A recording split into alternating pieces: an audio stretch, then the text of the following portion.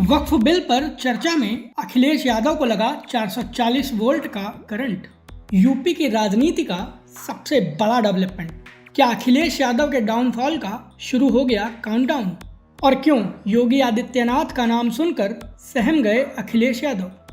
नमस्कार, ये है एनालाइज नाउ और आज हम आपको बताएंगे कि कैसे वक्फ संशोधन बिल पर चर्चा के दौरान उत्तर प्रदेश की सियासत गर्म हो गई, जिसके चलते कल तक छाती चौड़ी करके घूमने वाले अखिलेश यादव सहम गए हैं। गृह मंत्री अमित शाह के एक बयान ने उन्हें झटका दे दिया है। लेकिन ये पूरा किस्सा क्या है, चलिए आज आपको इसके बारे में डिटेल में बताते हैं। समाजवादी पार्टी के मुखिया और कन्नौज से लोकसभा सांसद अखिलेश यादव साल 2024 के लोकसभा चुनाव के नतीजों के बाद खुद को किंग समझने लगे थे, और हो भी क्यों ना, क्योंकि 37 सीटें जीतने का इतिहास जो बनाया था। और एक वक्त ऐसा लग रहा था कि यूपी की सियासत में अखिलेश यादव अनडिफीटेड हो गए हैं। यही कारण है कि संसद से लेकर सड़क तक अखिलेश यादव पूरे कॉन्फिडेंस में घूमते थे।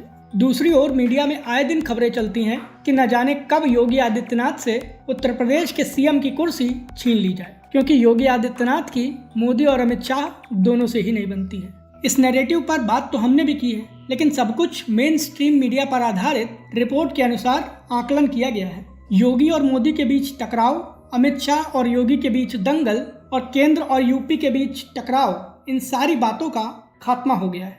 दरअसल लोकसभा में वक्फ बिल को लेकर चर्चा के दौरान कुछ ऐसा हुआ कि योगी आदित्यनाथ के खिलाफ हर मुद्दे पर बिलो द बेल्ट बात करने वाले समाजवादी पार्टी के मुखिया अखिलेश यादव सहम गए। लेकिन क्यों, चलिए बताते हैं। लोकसभा में केंद्रीय गृह मंत्री अमित शाह अपनी बात रख रहे थे और वक्फ बिल को लेकर विपक्षी दलों द्वारा उठाए गए सवालों का जवाब दे रहे थे। लेकिन इस दौरान ही अचानक सामने विपक्षी दलों की पंक्ति में बैठे अखिलेश यादव ने अमित शाह की चुटकी लेने की कोशिश की। अखिलेश यादव ने गृह मंत्री अमित शाह पर योगी आदित्यनाथ को लेकर तंज कसा और कहा कि थोड़ा योगी आदित्यनाथ पर भी बोल ही दीजिए। अब ये बात तो आप सभी अच्छे से जानते हैं कि अमित शाह को अगर किसी ने छेड़ा तो अमित शाह उसको छोड़ते नहीं हैं। उन्होंने ऐसा जवाब दिया कि अखिलेश यादव सन्न रह गए।